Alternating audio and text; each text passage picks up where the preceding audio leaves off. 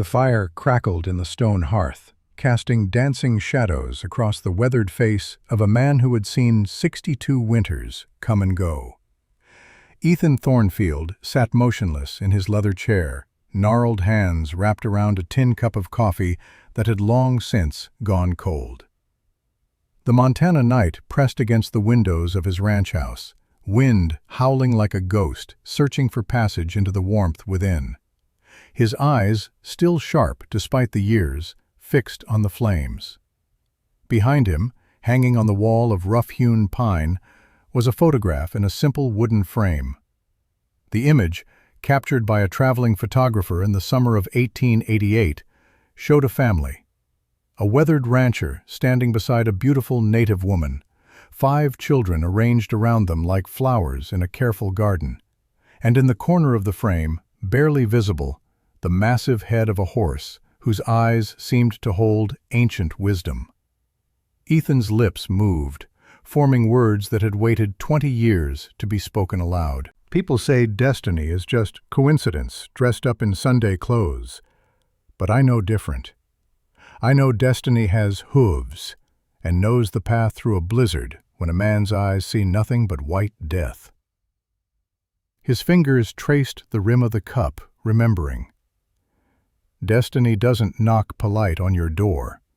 It tears through your life like a Montana winter storm, strips away everything you thought you knew, and leaves you standing in the wreckage, wondering if you're dead or finally, for the first time, truly alive. He set the cup down with careful precision, the sound sharp in the quiet room. This is how it happened. This is how thunder brought me home. The fire popped, sending a spray of embers against the blackened stone, and Ethan Thornfield closed his eyes, letting the memories rise like smoke. February 1887, Montana Territory. The sky had been the color of old iron all day, pressing down on the land like a lid on a pot ready to boil over. Ethan Thornfield, 42 years old and feeling every year of it in his bones, had spent the afternoon in the town of Stillwater, 15 miles from his ranch, trading beaver pelts for supplies he'd need to survive until spring decided to show its face. The general store had been warm, smelling of coffee beans and tobacco, lamp oil, and new fabric. Mrs. Martha Hutchins, the proprietor's wife, had counted out his change with the efficiency of a woman who'd done this same task 10,000 times before. "Storms comin', Mr. Thornfield," she'd said, her voice carrying that particular tone people use when stating the obvious feels like a civic duty. "You best hurry home before it catches you." He'd nodded, touched the brim of his hat, and walked out into air so cold it felt like breathing broken glass. The wagon waited where he'd left it, a simple affair of oak and iron that his father James had built back in 1865, when Montana was still wild enough that a man needed to know how to make things that would last. Thunder, his Shire stallion, stood patient in the traces, breath rising in great clouds that the wind snatched away before they could fully form. 8 years old, Thunder was, 18 hands high at the shoulder, gray as winter dawn, with feathered hooves the size of dinner plates, and a temperament so steady that Ethan had once joked the horse could pull a wagon through hellfire without breaking stride.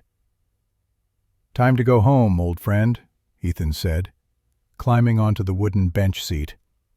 The leather reins were stiff with cold, shaped by years of use into the exact curve of his palms. Thunder's ears flicked back, acknowledging the voice, and they rolled out of Stillwater just as the first snowflakes began to fall. For the first 5 miles, it was just weather. Unpleasant, cold enough to make a man pull his collar up and wish he'd worn an extra pair of wool socks, but nothing a Montana rancher couldn't handle with his eyes closed. The road stretched ahead, 2 wheel ruts in frozen mud, bordered by prairie grass bent low under the weight of gathering snow. Then the wind changed. It came from the north, screaming down from Canada, with nothing to slow it but 300 miles of open plain, and it brought with it the full fury of a Montana blizzard. Within minutes, the world disappeared. The road vanished beneath a blanket of white. The horizon collapsed into a wall of swirling snow that moved like something alive, something hungry. Temperature dropped so fast, Ethan could feel it through his buffalo hide coat. 25 below zero, maybe 30. Cold enough to freeze spit before it hit the ground. Cold enough to kill a man in an hour if he couldn't find shelter. Thunder pushed forward, head down against the wind, hooves finding purchase where Ethan's eyes could see nothing but white chaos. The wagon groaned and shook, wheels crackling through crusted snow that had already drifted knee-deep in the ruts. "Steady, boy," Ethan called, but the wind took his words and scattered them like seeds. His mind drifted, the way a man's mind does when the cold gets into his bones and starts making him drowsy. He thought about his wife Margaret, dead 4 years now, buried in the small cemetery plot on the east side of his ranch next to his father. Scarlet fever had taken her in the winter of 1883, and she'd died the way she'd lived, quietly and without complaint, holding his hand until the very end. Her last words still echoed in his memory, spoken in a whisper so faint he'd had to lean close to hear. "Don't live like a dead man, Ethan. Promise me. When I'm gone, don't bury yourself beside me." He'd promised, and he'd lied. For 4 years, he'd lived alone in the ranch house his father had built in 1862. Alone except for Thunder and Wolf, his 4-year-old shepherd dog. He'd worked the land, tended his small herd of cattle, fixed what broke, and spoke to no one unless business required it. The loneliness had settled into him like cold into stone, so deep and so complete that he'd stopped noticing it was there. Thunder stopped. The abruptness of it nearly threw Ethan against the front board of the wagon. His hands, numb with cold, fumbled with the reins as his mind struggled to catch up with what had just happened. "Easy," he said, more to himself than the horse. "What's wrong?" Thunder's ears were forward, straining toward something in the wall of white ahead. His nostrils flared wide, testing the air. His whole body had gone tense, muscles bunched under his thick winter coat. In 6 years together, Ethan had never seen the stallion refuse a command. Never seen him balk or shy or show anything but absolute steadiness in any situation. A man learned to trust a horse like that. Learned to trust him more than his own instincts sometimes, because a horse's senses reached farther and deeper than human reason could follow. "What do you see, boy?" Ethan asked quietly. Thunder shook his massive head, harness jingling. Then, with deliberate force, he turned left, pulling the wagon off the road and into deep prairie snow.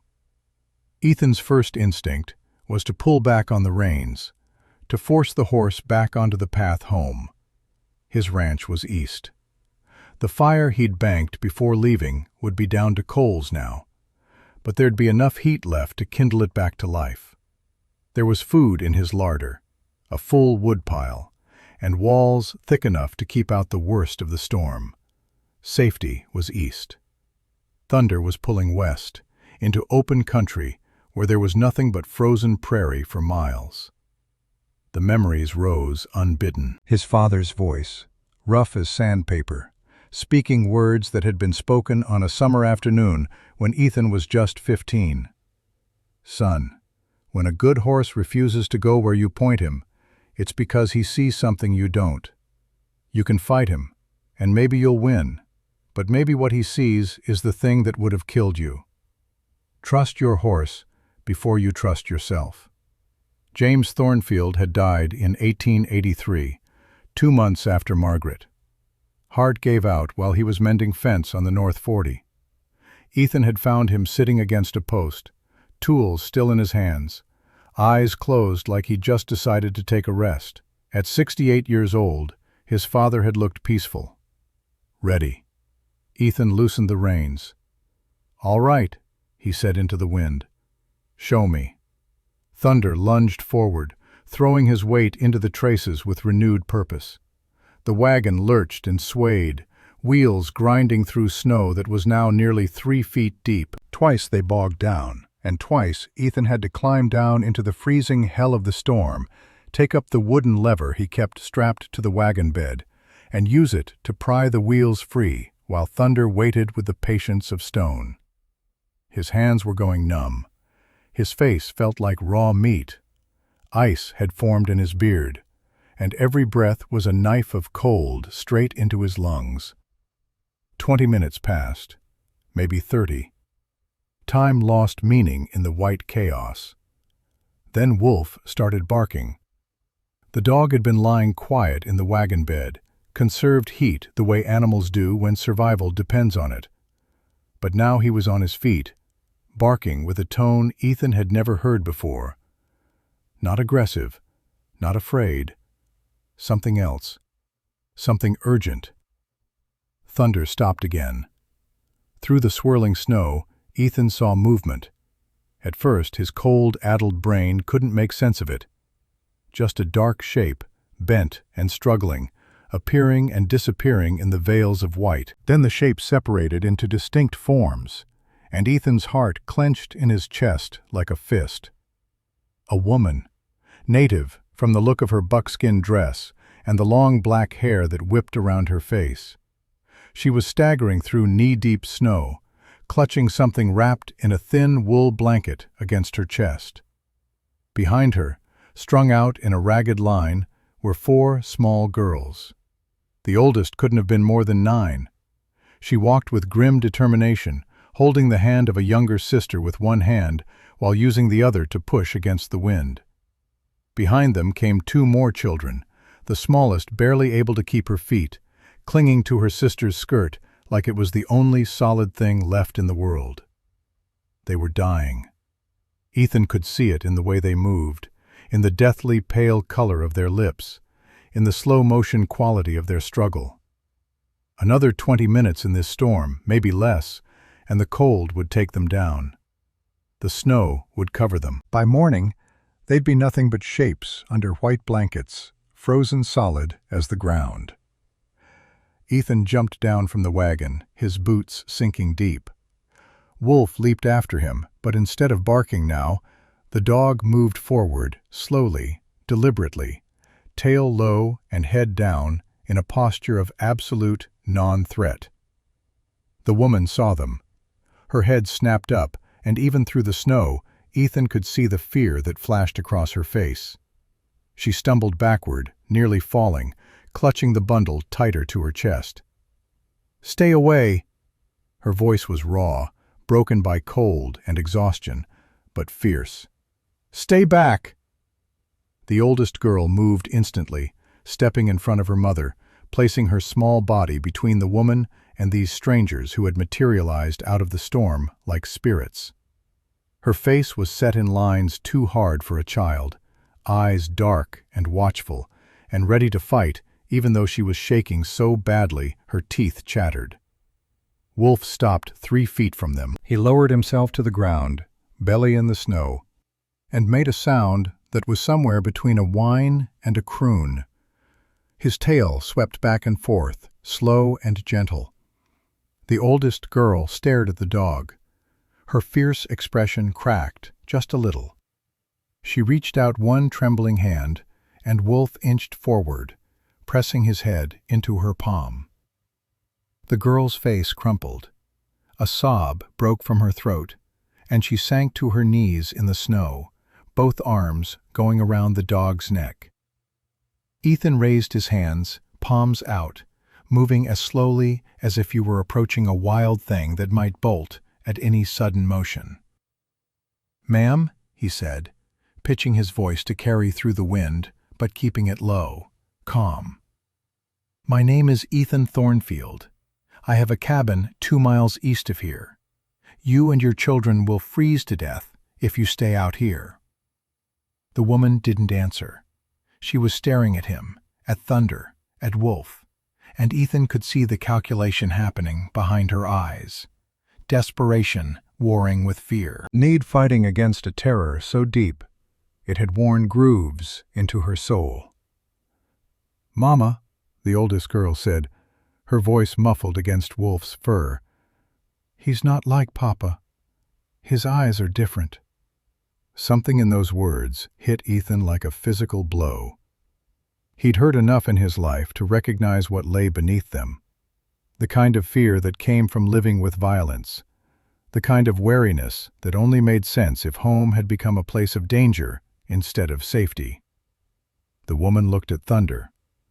The big stallion stood absolutely still, head low, breathing clouds of steam that the wind tore apart. She looked at Wolf, pressed against her daughter like a guardian. She looked at Ethan's face, and whatever she saw there made something inside her give way. She nodded. Once. Barely. "If you hurt my children," she said, and her voice was flat, empty of everything except the promise of consequence, "my father's spirit will hunt you. Do you understand?" "Yes, ma'am," Ethan said. "I understand." He moved quickly then, because every second they stood there was another second the cold could kill them. The smallest child first, scooped up in his arms so light he could feel every bone, wrapped in the thick buffalo hide he kept folded on the wagon bench. Then the next youngest, and the next, each one placed carefully in the wagon bed, tucked into every blanket and hide he had. When he reached for the oldest girl, she pulled back. "I can climb myself," she said. "Yes, ma'am," Ethan replied, and stepped back to let her do it. The woman was last. She tried to pull herself up, but her legs wouldn't hold her. Ethan caught her before she fell, felt her stiffen at his touch, and lifted her as gently as he knew how onto the wagon seat. "Hold tight," he said, climbing up beside her but keeping distance between them. "Thunder, home, fast as you can." The stallion needed no urging. He leaned into the traces and pulled, and the wagon lurched forward into the screaming white. The next 40 minutes existed outside of time. There was only the wind, the cold, the endless white. Thunder pulled with every ounce of strength in his massive body, head down, hooves pounding, breath coming in labored gasps. The wagon wheels broke through drifts, stuck, broke free again. Snow piled on the bench, on Ethan's shoulders, on the huddled forms in the wagon bed. Once, Thunder stumbled. His hoof caught on something hidden beneath the snow, a root or a stone, and he went to his knees with a sound like breaking wood. The wagon tilted sickeningly, and Ethan's heart stopped dead in his chest. "Easy," he called, dropping the reins and jumping down. The snow was up to his thighs. "Easy, boy. I've got you." He put his shoulder under Thunder's chest, planted his feet, and pushed. 300 pounds of muscle and bone and determination focused into one moment. Thunder surged up, found his footing, and shook himself like a dog. Ethan climbed back onto the bench, ignoring the shooting pain in his shoulder where he'd wrenched it. His hands were past cold now, past pain, into that dangerous territory where they'd stopped feeling like part of his body. "Not much farther," he said, though he wasn't sure if he was talking to Thunder or to himself, or to the woman beside him, who sat rigid and silent, clutching the bundle that he now realized must be a baby.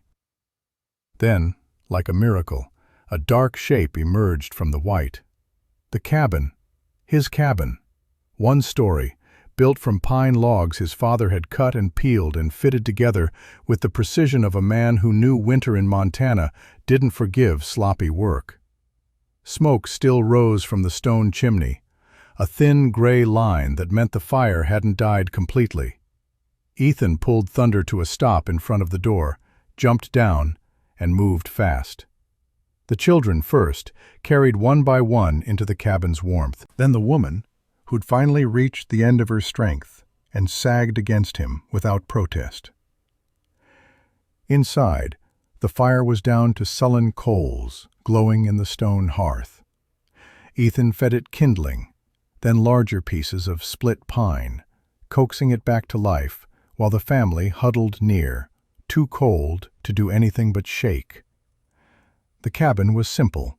One large room with a sleeping area curtained off at one end, a table and chairs hand-built from oak, a cast-iron stove that bore the maker's mark Acme Stove Company, 1878, and along the walls, shelves holding the necessities of a solitary life. Dried beans in jars, salted meat hanging from hooks, tools cleaned and oiled and waiting for spring. When the fire was roaring, Ethan hung a tin kettle on the iron hook over the flames and filled it with water from the bucket by the door. He pulled out his stores of oatmeal, began heating it in a pot on the stove, added salt and a precious spoonful of honey. The woman sat in the corner farthest from him, the baby still clutched to her chest, watching his every move with eyes that had learned not to trust. The four girls pressed close to her, and Wolf lay down in front of them, placing himself between them and everything else in the world. Ethan filled wooden bowls with oatmeal, placed them within reach, then stepped back, didn't speak, didn't look at them directly, just turned back to the fire and focused on heating more water. After a long moment, the oldest girl reached out and took a bowl. She tested a spoonful, found it wasn't too hot, and began to eat with the careful deliberateness of someone who'd known real hunger. "Thank you, sir," she said quietly. Ethan nodded without turning around. One by one, the others began to eat. The woman was last, and even then, she only took food after making sure each of her children had eaten their fill. Outside, the storm howled, like all the demons of hell were trying to claw their way through the walls. Inside, the fire crackled, and the warmth slowly, so slowly, began to seep back into frozen bodies. Ethan stood by the window, looking out at nothing but white, and wondered what thunder had known that led him to pull the wagon off the road and into the storm. Wondered what had made Wolf, who'd never shown affection to strangers, press himself against that little girl, like he'd been waiting his whole life for her. Behind him, the woman whispered something in a language he didn't understand. The girls murmured in response. Then silence, except for the storm and the fire, and the sound of small spoons scraping against wooden bowls. Ethan closed his eyes and sent up a wordless prayer to whatever power watched over fools and strangers lost in blizzards. The night was far from over, but they were alive. For now, that was enough. Dawn came late and gray, filtering through windows thick with frost, until the cabin interior glowed with pale winter light. Ethan woke in the chair where he'd sat watch all night, neck stiff, back aching, the Winchester rifle still resting across his knees. The fire had burned down to coals again. He stood carefully, joints protesting, and fed it fresh wood from the stack beside the hearth. The sound of splitting kindling seemed loud in the silence, but none of the sleeping forms stirred. The woman and her children lay in his bed, the only real bed in the cabin, buried under every quilt and blanket he owned. He could see the rise and fall of breathing, could hear the soft sounds of children deep in exhausted sleep. The baby, wrapped in wool and nestled between two of the girls, made small noises but didn't wake. Ethan pulled on his coat, wound a scarf around his face, and stepped outside into a world transformed. The storm had passed in the night, leaving behind 3 feet of fresh snow that lay smooth and unmarked across the prairie like a white sea frozen in mid-wave. The sky was the hard, clear blue that only came after big storms, and the sun glittered on the snow with a brightness that hurt to look at. Thunder stood in his small stable, the structure his father had built to shelter the ranch's working animals. The stallion's breath steamed in the cold air. When he saw Ethan, he nickered softly, a sound of greeting and mild complaint. "I know, old friend," Ethan said, unlatching the stall door. "You did good last night. Better than good." He checked the horse carefully, running his hands down each leg, feeling for heat or swelling that might indicate injury from that stumble in the storm. Thunder stood patient under the examination, occasionally turning his head to nuzzle at Ethan's shoulder. Nothing. The big stallion was sound. Ethan measured out 15 pounds of oats from the barrel in the corner, added 10 pounds of dried prairie grass from the loft above, and watched while Thunder ate with the methodical efficiency of a horse who'd earned every bite. The 2 Jersey cows in the next stalls over needed milking. The 3 Plymouth Rock hens in their protected coop needed feeding and their eggs collecting. There was wood to split, paths to shovel, a dozen small tasks that made up the morning routine of a working ranch.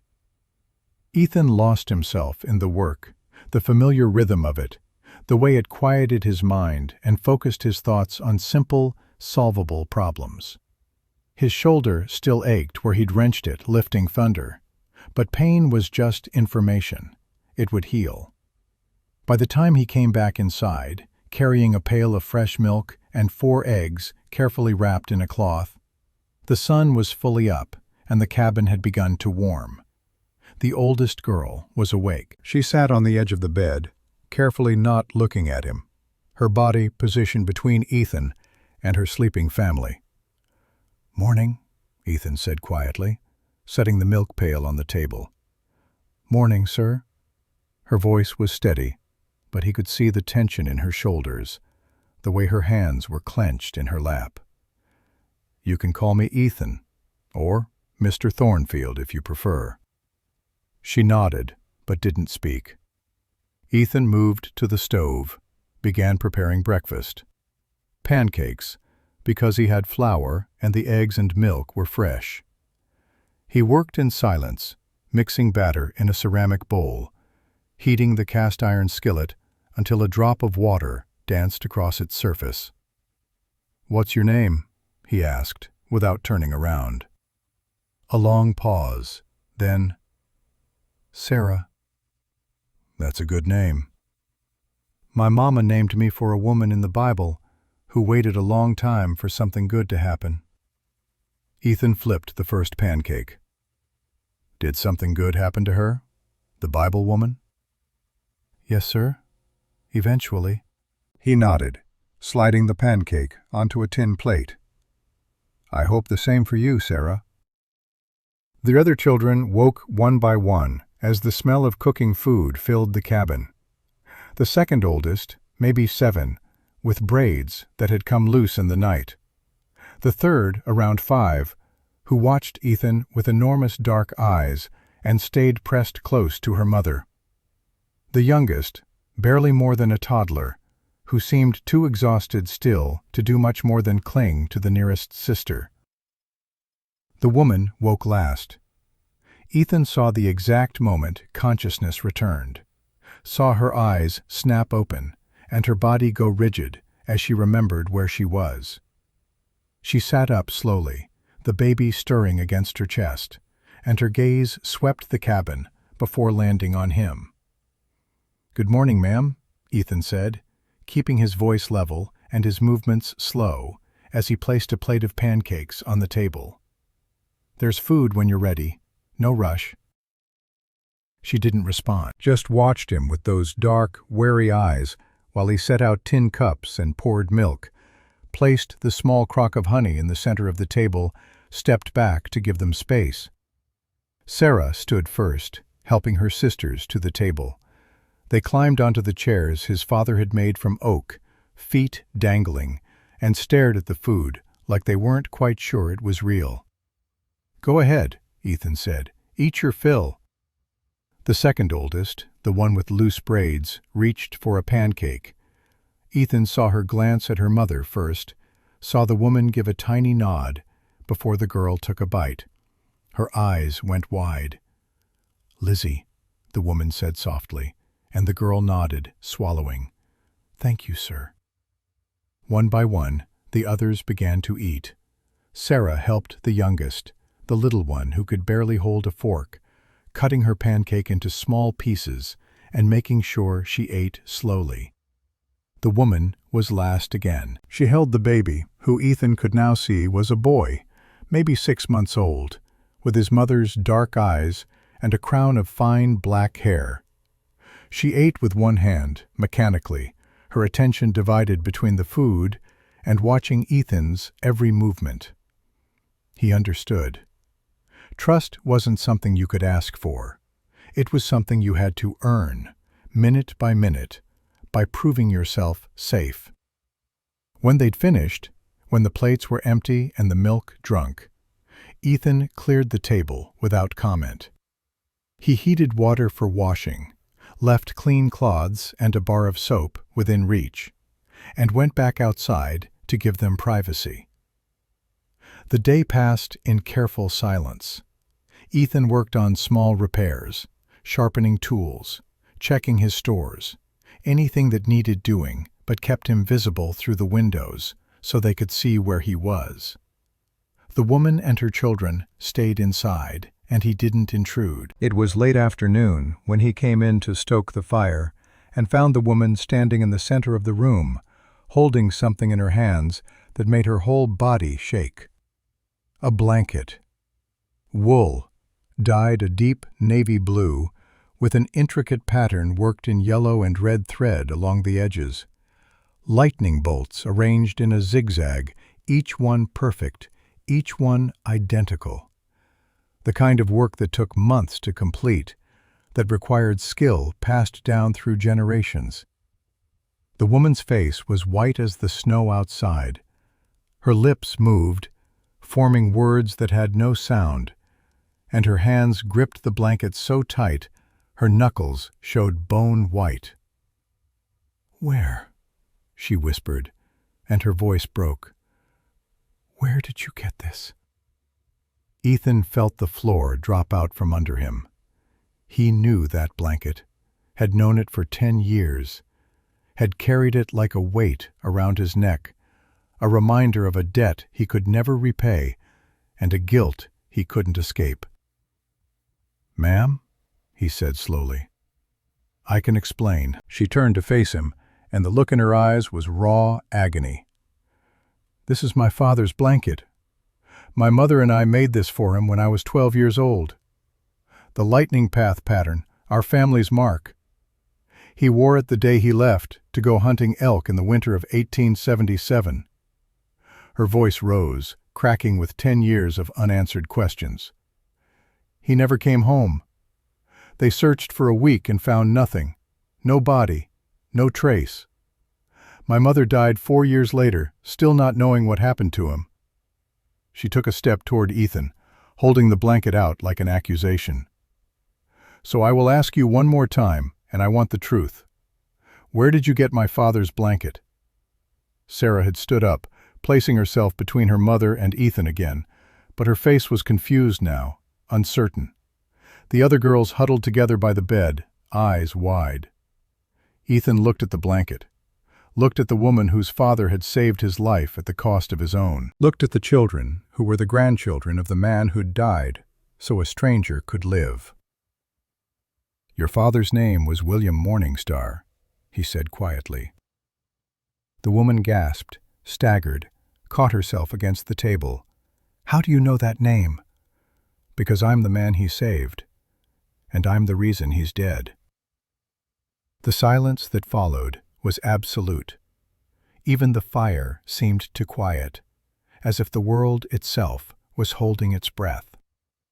Ethan moved slowly to the chair by the hearth and sat down, not because he wanted to, but because his legs suddenly didn't want to hold him anymore. "It was January of 1877, he began, and his voice sounded strange to his own ears, distant and hollow.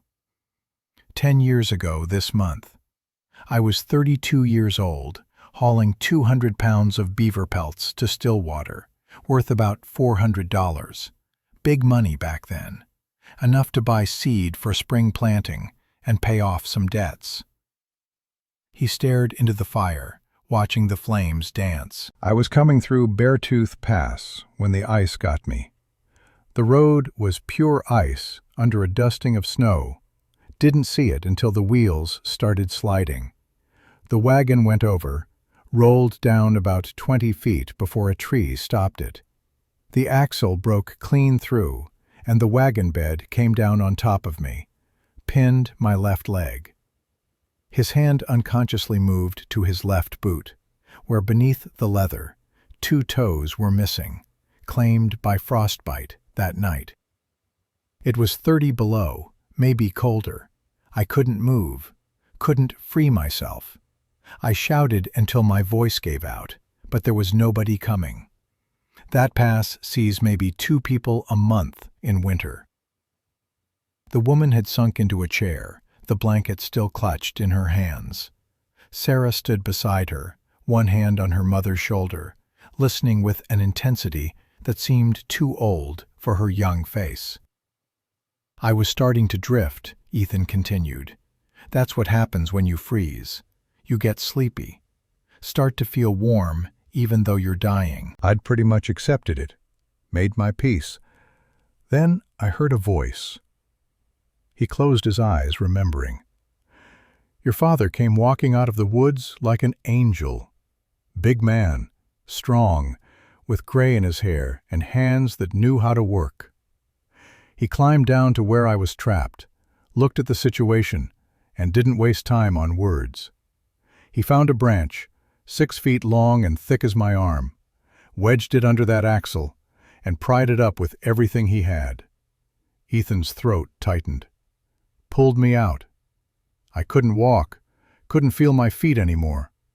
He wrapped me in this blanket, the one you're holding, and he said something I'll never forget.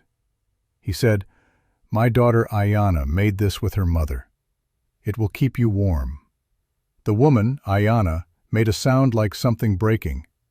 He told me to stay put, that he was going to find a branch strong enough to make a stretcher, drag me out to where someone might find me. I tried to tell him to just go, get help, come back, but he wouldn't leave me there alone. Ethan's voice dropped to barely a whisper. He walked about 30 feet. I could see him testing branches, looking for one that would work. Then the ground gave way. He opened his eyes, looked directly at Ayanna. The snow had drifted over a drop-off, maybe 200 feet down. Sheer rock. Your father went through, like the earth just opened up and swallowed him. I heard him shout, heard the sound of him hitting the rocks below, and then nothing. Tears were running down Ayanna's face now, silent and steady. I crawled to the edge, looked down into that darkness, called his name until I couldn't speak anymore. But there was no answer, no way down, no way to reach him. I don't remember much after that. Somehow I crawled back to the wagon, wrapped in his blanket. Somehow I managed to splint my own leg well enough to stand. Took me 2 days to make it back to Stillwater, 15 miles through snow. Lost 2 toes on my left foot to frostbite. Nearly lost the whole leg. He looked down at his hands. The marshal organized a search party. 7 men spent a week combing that pass. Never found a trace. The snow was too deep, the drop-off too sheer. William Morningstar had vanished like he'd never been. Ethan stood, walked to where Ayanna sat, and knelt down so he could look her in the eye. I kept the blanket. I told myself I was going to find your family, return it, tell them what happened. Tell them that William Morningstar died a hero's death, saving a stranger. But I was afraid. Afraid to face the people he'd left behind. Afraid to admit that I lived and he didn't. So I kept it, and I stayed silent. And I've carried that guilt for 10 years like iron chains. Ayana's voice, when she finally spoke, was barely audible. My mother died, not knowing. She died, thinking he'd abandoned us, that he'd walked away and started a new life somewhere else. I'm sorry, Ethan said, and the words were ash in his mouth. I know it's not enough. I know nothing I can say will ever be enough. But I am so sorry. She stared at him for a long moment, her face a battlefield of emotions. Grief, anger, relief at finally knowing the truth, fury at the years of silence. Then she stood abruptly, the blanket falling from her hands, and walked to the door. She stepped outside into the freezing afternoon without her coat, without anything but the thin buckskin dress she'd been wearing when thunder found them. Sarah moved to follow, but Ethan held up a hand. Let her go. She needs space. Through the window, he watched Ayana walk out into the snow. She made it maybe 20 feet before she sank to her knees, head thrown back, and screamed. A raw, primal sound of grief that had been bottled up for a decade, finally given voice. She screamed until she had no breath left, then collapsed forward, hands buried in the snow, shoulders shaking with sobs. Ethan started for the door, but Sarah caught his arm. Wait, she said softly. They stood together, watching, as Ayana wept for the father she'd lost, and the mother who'd died without answers, and the 10 years of not knowing that had carved a hole in the center of her life. After a long time, she stood, walked back to the cabin. Her face was red from cold and crying, her hands were white, but her eyes were clearer somehow, like something that had been festering had finally been lanced. She stopped in the doorway, looking at Ethan. You should have come to us. You should have told us. I know. My mother deserved to know the truth. Yes, ma'am, she did. Ayana stepped inside, closed the door, and picked up the blanket from where it had fallen. She held it to her face, breathing in the scent of old wool and wood smoke and the faint, lingering trace of the father she'd loved. He saved you, she said finally. He saw a man dying, and he chose to help, even knowing it was dangerous. That was who he was. That was how he lived. She lowered the blanket, looked at Ethan with eyes that held something other than anger now. Not forgiveness, not yet, but perhaps the beginning of understanding. Thank you for telling me, for finally giving me the truth. Ethan nodded, not trusting his voice. The cabin fell into silence again, but it was a different kind of silence now. Not comfortable, not easy, but no longer filled with secrets and lies. As night fell and Ethan lit the oil lamps, Sarah approached him quietly. Sir? Mr. Thornfield? Yes, Sarah. You're a good man. Mama doesn't trust easy, but I can see it. You've got kind eyes. Not like... She stopped, bit her lip. Not like your father? Ethan finished gently. She nodded, tears suddenly bright in her eyes. He wasn't always bad. He used to be good. But then he started drinking, and when he drank, he got mean. And we were so scared all the time. Ethan put a hand on her shoulder, light enough that she could step away if she wanted. She didn't. You're safe here, Sarah. I promise you that. As long as you need shelter, you have it. From across the room, Ayana was watching. She caught his eye, held his gaze for a moment, then gave the tiniest nod. It wasn't trust, not yet, but it was a beginning. Outside, the wind picked up, rattling the shutters. Inside, the fire burned warm and steady. And in the corner, wrapped in a blanket that carried the memory of a father who'd died saving strangers, 5 children and their mother settled in to face whatever came next. The story was far from over. But for tonight, they were warm. They were fed. And the truth, terrible as it was, had finally been spoken aloud. Sometimes that was enough. 3 days passed like water through cupped hands, each one bringing small changes to the careful distance between Ethan and the family that had taken refuge under his roof. The first morning, Ayanna woke before dawn and began cleaning the cabin with the quiet efficiency of a woman reclaiming some measure of control over her circumstances. Ethan found her sweeping the plank floor with a broom of bound twigs, the baby Thomas strapped to her back in a carrier fashioned from a wool shawl. "You don't need to do that," he said. She didn't look up. "I need to do something. We can't just take and give nothing back." He understood. Pride was sometimes the only thing a person had left when everything else had been stripped away. So he nodded and went about his morning chores, leaving her to her work. By the second day, the girls had begun to venture outside. Sarah helped him feed the chickens, her small hands scattering grain with careful precision, while the Plymouth rocks clucked and pecked around her feet. Lizzie, the 7-year-old with the loosened braids that Ayanna had replaited into tight, neat rows, stood in the stable doorway, watching Thunder with a mixture of awe and longing.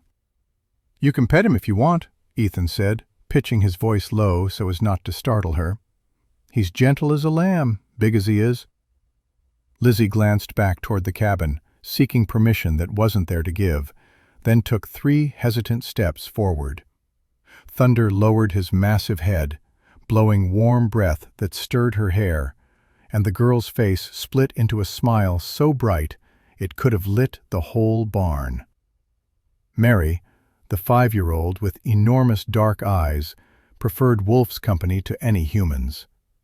The dog had appointed himself her guardian, following her everywhere, lying down beside her when she sat, pressing close when she seemed uncertain. Ethan watched them together and saw something he'd never seen in his shepherd before. A gentleness that went beyond training, beyond instinct, into something that looked almost like love. Little Kate, barely 3, still clung to her mother's skirts and watched Ethan with a wariness that broke his heart. He didn't push, just made sure to move slowly when she was near, to keep his voice quiet, to never reach toward her without warning. On the 3rd evening, as Ethan was preparing supper, a simple stew of salted venison and root vegetables, Ayanna finally spoke more than a handful of necessary words. "I need to tell you why we were out in that storm." Ethan paused, the wooden spoon motionless in his hand. "You don't owe me explanations." "Yes," she said quietly, "I do." The girls were playing near the fire, a quiet game with wooden blocks Ethan's father had carved decades ago. Ayanna settled the baby in a nest of blankets, made sure he was content, then came to stand near the table where Ethan worked. "His name is Jacob Blackwood," she began, and even saying the name seemed to cost her something. "My husband." The word landed like a stone in still water, sending ripples through everything that had gone unspoken. "He wasn't always cruel," Ayanna continued, her voice taking on the flat quality of someone reciting facts that had worn grooves into her memory. "When I met him in the summer of 1881, he was a cavalry sergeant, just mustered out of service. He'd fought in the Indian Wars from 1876 to 1880, Battle of Little Bighorn, Rosebud Creek, a dozen other engagements that left marks on his soul he couldn't talk about." She wrapped her arms around herself, though the cabin was warm. "He had nightmares. Every night he'd wake up screaming, seeing things that weren't there. His friend Henry had died at Little Bighorn, blown apart by cannon fire while Jacob watched. After that, something in Jacob broke. The army called it soldier's heart, said it happened to men who'd seen too much death. Ethan nodded slowly. He'd known men like that. The war between the states had ended before he was old enough to fight, but he'd seen the veterans who came back from it, hollow-eyed and haunted, carrying wounds that didn't show on the body. He was handsome, Ayanna said, and there was something like wonder in her voice, as if she was remembering a different man entirely. Polite. He courted me properly, asked my mother's permission, even though my father was gone. He promised he'd take care of me, give me a good life. She laughed, a sound without humor. For a while, he kept that promise. When Sarah was small, Jacob would hold her for hours, singing songs his own father had taught him. He taught her letters, read to her from the Bible. He was patient and kind, and I thought maybe, despite everything he'd been through, we could be happy. What changed? Ethan asked quietly. He lost his job at Fort Benton, came to work drunk one too many times, and they dismissed him. We moved to a small sheep ranch 50 miles south of here. The work was hard, the money scarce. And the people there, the white settlers, they made it clear what they thought of a white man who'd married a native woman, called our daughters half-breeds, told Jacob he'd ruined his life. Ayanna's hands clenched into fists. The whiskey got worse, a bottle a night, then 2. When he drank, the nightmares became waking visions. He'd see enemies in shadows, hear gunfire in the wind. And he got angry. So angry. She looked at Ethan then, and her eyes were dry but devastated. The first time he hit me was in 1883. I'd made tapioca pudding and forgot to add enough salt. Such a small thing. He slapped me across the face, then looked at his hand like he didn't know how it got there. He cried, begged forgiveness, promised it would never happen again. But it did, Ethan said, again and again, each time worse than the last. He'd break dishes, throw furniture. The girls learned to hide when they heard his horse coming. Sarah, my brave Sarah, would gather her sisters and take them under the bed or into the root cellar, and they'd stay there silent as stones until the storm passed. Ayanna's voice cracked.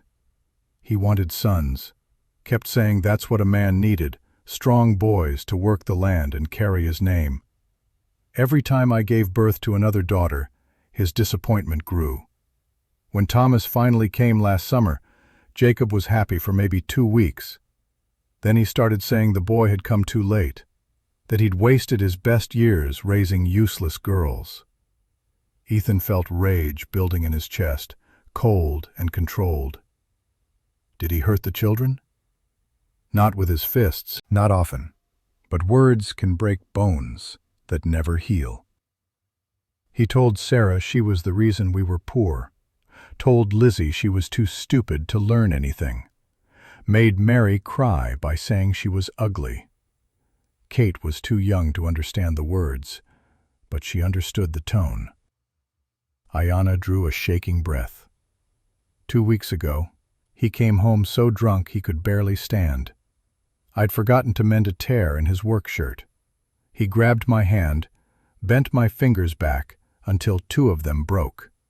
Sarah tried to stop him, and he shoved her so hard she hit the wall and couldn't get up for an hour.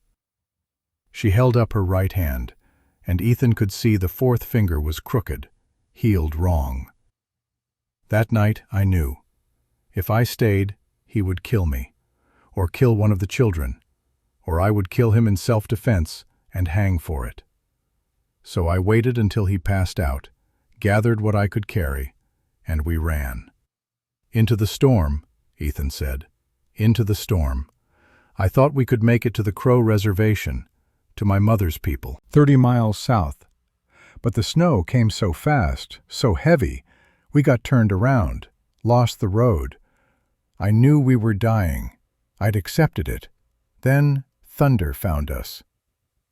She looked toward the window, though full dark had fallen and there was nothing to see but their own reflection in the glass. Jacob will come looking. He always finds me when I run. This isn't the first time I've tried to leave. The words hung in the air like smoke. How many times? Ethan asked. 3. The first time, I made it as far as Fort Benton. He found me in 2 days, dragged me home, locked me in the house for a week. The second time, I got to my cousin's home on the reservation. Jacob rode there with the sheriff, claimed I'd stolen money from him. The sheriff made me go back. This time, I didn't tell anyone where I was going, just ran. Sarah had stopped playing. She was listening, her young face set in hard lines. The other girls sensed the mood and huddled together, quiet as rabbits. Ethan set down the spoon, moved to the chair by the fire, and sat so he was at eye level with Ayanna when she finally looked at him. I lost my wife 4 years ago, he said. Margaret. She died of scarlet fever in the winter of 1883, 38 years old. We'd been married 15 years and never had children, though not for lack of wanting them. Ayanna's expression softened slightly. The day before she died, she was still trying to be strong for me, still trying to make me smile. Her last words were, "Don't live like a dead man, Ethan. Promise me, when I'm gone, don't bury yourself beside me." He looked at his hands, calloused and scarred from 4 decades of hard work. I promised her. Then I broke that promise. I've spent 4 years alone in this cabin, working the land, talking to no one, feeling nothing. I was alive, but I wasn't living, just going through the motions, waiting for my own turn in the ground. He raised his eyes to meet Ayanna's. I'm telling you this because I want you to understand something. I know what it's like to lose someone you love, and I know what it's like to be afraid it'll happen again. But I also know that your father didn't die so I could waste the life he saved. Ethan leaned forward, his voice steady and sure. You and your children are welcome here as long as you need to be. If your husband comes looking, he'll have to go through me to get to you. And I promise you, on William Morningstar's memory, I will not let him hurt you or these girls or that baby, not while there's breath in my body. Ayanna stared at him, and for the first time since that night in the storm, something other than fear or grief or wariness crossed her face. Something that might have been hope, fragile as spring ice, but there nonetheless. Why? She whispered. Why would you risk yourself for strangers? Because your father saved my life when he had every reason to keep walking. Because those girls deserve to grow up without fear. Because that baby deserves a chance to become a man who doesn't think violence is the answer to disappointment. And because maybe, if I do this right, I can finally pay back the debt I owe to William Morningstar. Before Ayanna could respond, Wolf's head snapped up. The dog stood in one fluid motion, hackles rising, a low growl rumbling from his chest. Then came the sound that turned Ayanna's face white as snow. Hoofbeats, coming fast through the frozen night. A voice, rough and slurred with drink, shouting into the darkness. "Ayanna, I know you're in there, woman. Come out now, or I'll burn this whole damned place to the ground." Jacob Blackwood had found them. The next morning, after Jacob had been taken to jail, Marshal Callahan returned with troubling news. There's a bounty hunter asking questions in town. Name of Silas Crow. Says Jacob paid him $50 to track down his wife and children. I sent him packing, told him the matter was now in the court's hands. But men like that don't give up easy when money's involved. Ethan's jaw tightened. He comes near this property, he'll answer to my Winchester. That's what I figured you'd say, Callahan replied. I'll keep an eye on him. Just wanted you to know he's out there. Ethan stood, moved to the gun rack on the wall, and took down his Winchester. The rifle was a Model 1873, .44 caliber, with 15 rounds in the magazine and 1 in the chamber. He'd cleaned and oiled it just yesterday, the way his father had taught him. A gun was only as reliable as the man who maintained it. Get the children into the back corner, he said quietly, behind the bed. Stay low. Ayanna didn't argue. She gathered the girls with swift efficiency, herding them to the sleeping area while Sarah carried Thomas, who'd started to cry at the shouting outside. Ethan checked the loads in his Colt revolver, a Peacemaker .45 that rode in a holster on his hip. 6 rounds. Enough for most situations, though he prayed it wouldn't come to shooting. The hoofbeats stopped. A moment of silence. Then the cabin door shook under a heavy fist. "Open this door, Thornfield. I know she's in there. Someone in Stillwater saw you taking in a squaw and a pack of brats. That's my wife. Those are my children. You got no right keeping them from me." Ethan moved to the door, kept his voice level and calm. "Mr. Blackwood, your wife and children are safe. It's late, it's cold, and you've been drinking. Why don't you ride back to town, get yourself a room at the boarding house, and we can talk about this in the morning when you're sober." The response was a roar of incoherent rage and another assault on the door that made the hinges creak. Behind him, Ethan heard Ayanna's voice, barely a whisper. "Please, please don't let him in." In the corner, Sarah had both arms around her sisters, and all 4 girls were shaking. Not from cold. From a fear so deep it had carved canyons in their small souls. Ethan looked at them, looked at Ayanna, looked at the door that was all that stood between this fragile sanctuary and the man who'd turned home into a battlefield. And in that moment, Ethan Thornfield made a choice. The kind of choice that changes the shape of a man's life, that draws a line between who he was and who he would become. He threw the bolt, gripped the Winchester tight, and opened the door. The man on the other side of the door was a ruin.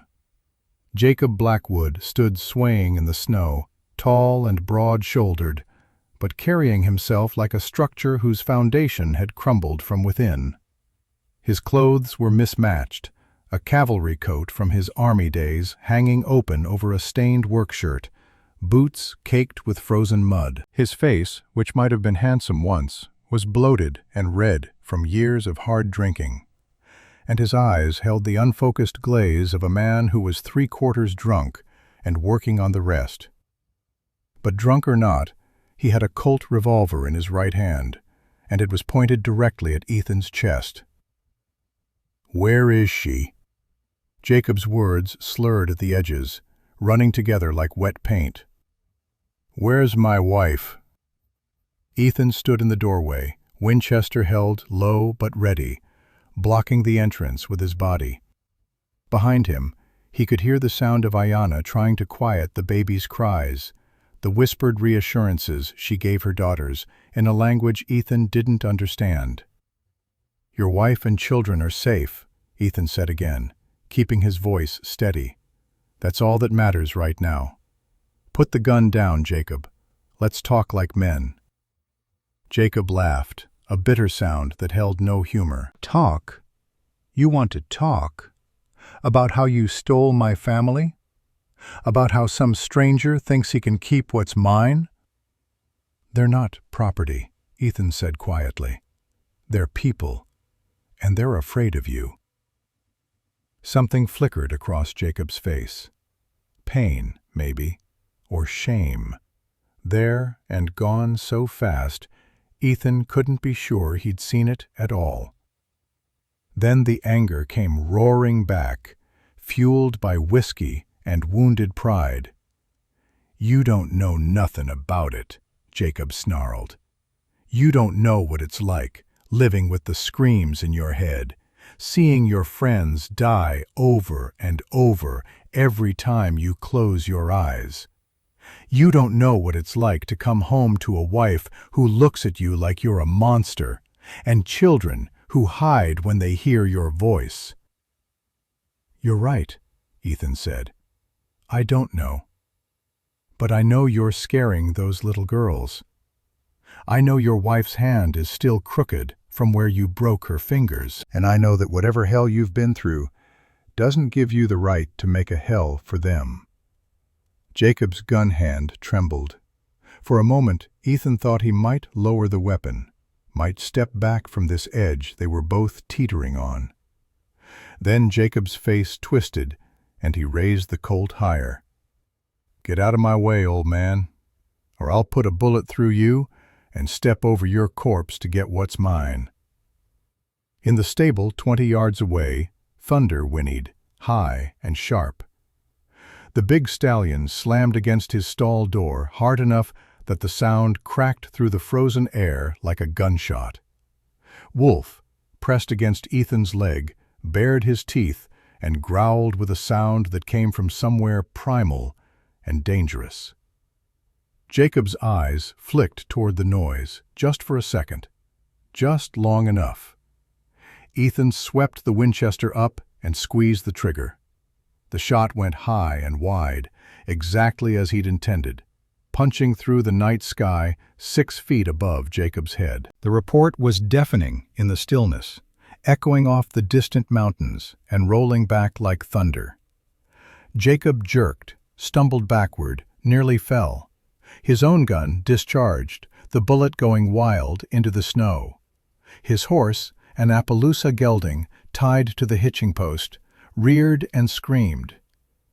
"Next one won't miss," Ethan said, and there was no warmth in his voice now, no gentleness, just the cold certainty of a man who'd made his choice and would see it through.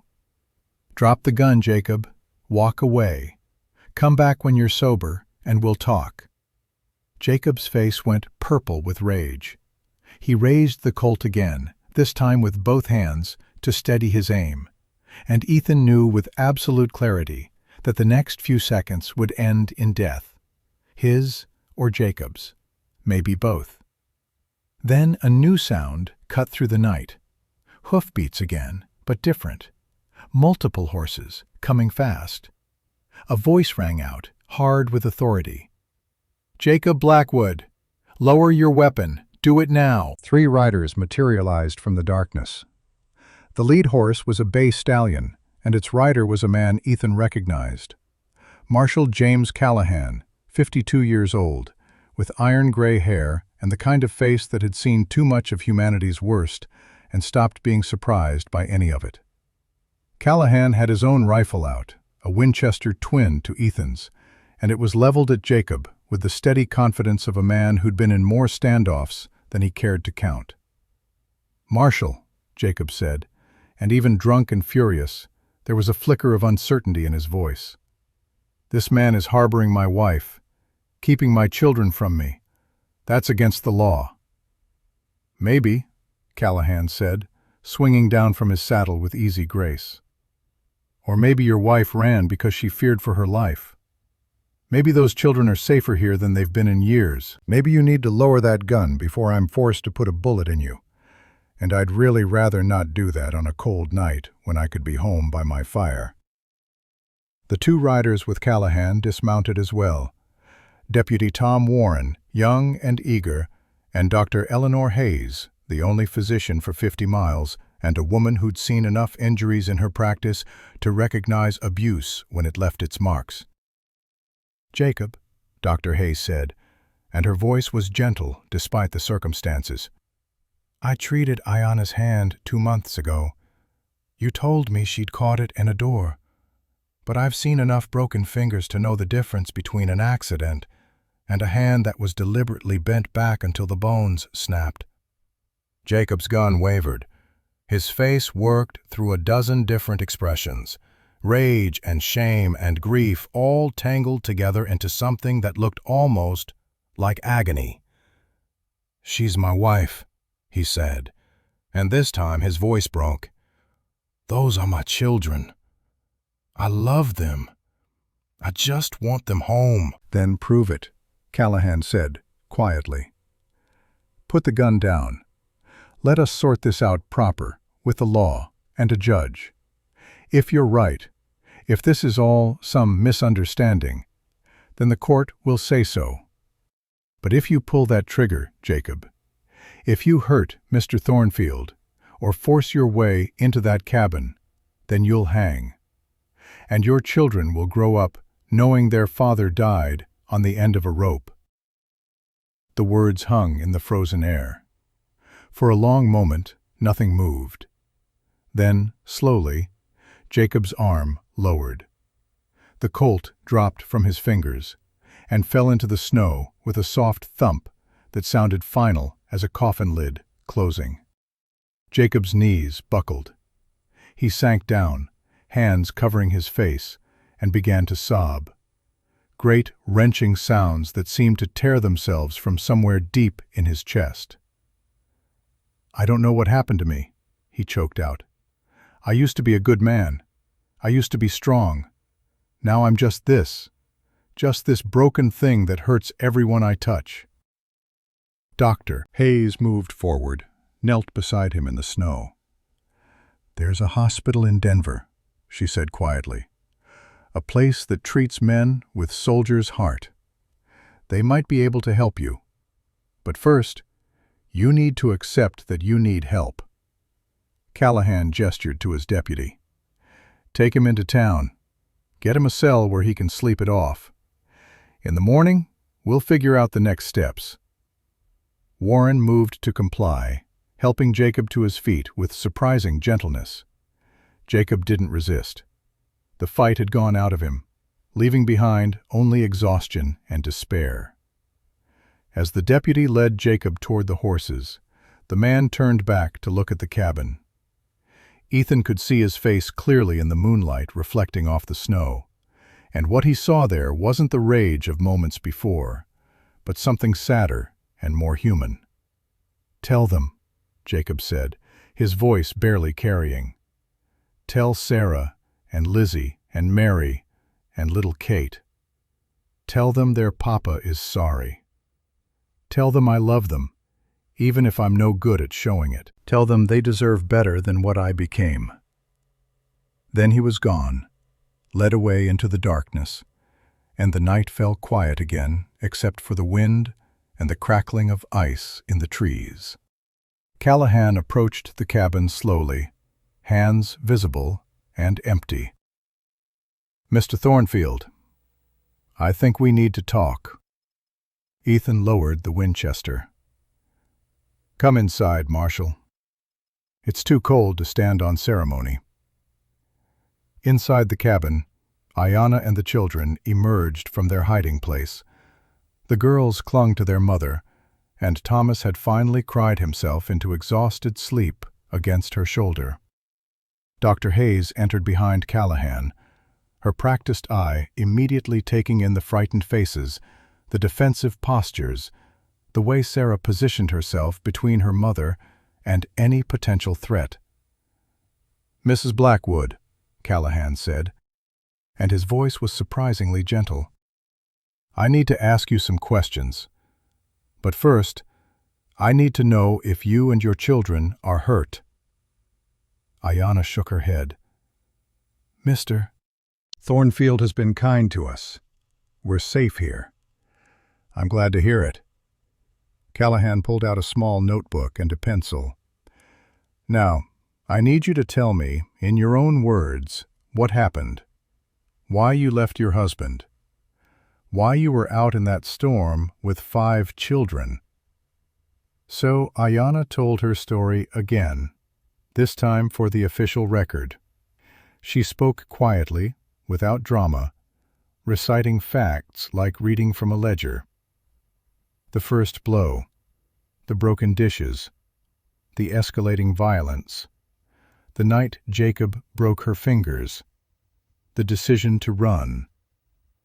Dr. Hayes examined Ayanna's hand, photographed it with a camera she'd brought, the flash powder igniting with a bright pop that made the children jump.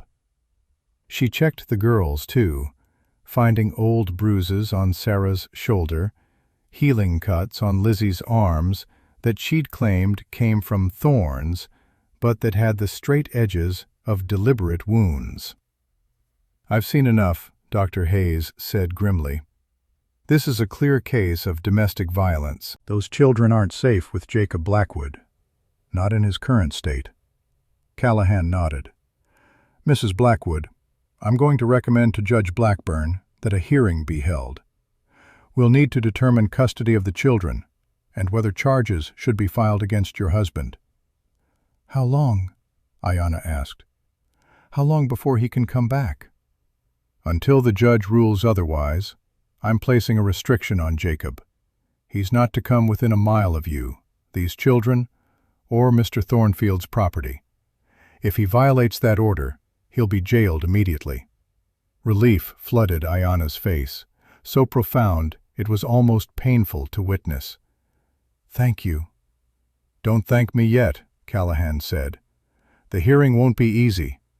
There are people in Stillwater who won't take kindly to a white man losing his family. There are people who'll say you belong to him by law, and that what happens between a man and his wife is private business. We'll have to fight for this. Then we fight, Ethan said. Callahan looked at him with new interest. You planning to stand with her? This could get ugly, Mr. Thornfield. People will talk. They'll make assumptions. Let them talk, Ethan said. I made a promise. I intend to keep it.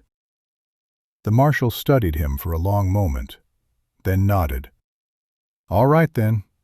Hearing is set for 5 days from now. Judge Blackburn will preside. Mrs. Blackwood, you'll need to testify. And I'm afraid, Sarah, we might need you to speak as well. Sarah's small hand found her mother's. I can do it, she said, and her voice didn't shake. I can tell them what happened. After Callahan and Dr. Hayes left, riding back toward town through the moonlit snow, the cabin seemed very quiet. Ethan banked the fire, checked the locks on the door and shutters, made sure his rifle was loaded and within easy reach. Ayanna put the children to bed, singing softly in Lakota, a lullaby that spoke of safety and home and the promise of morning. One by one, they fell asleep, exhausted by fear and relief in equal measure.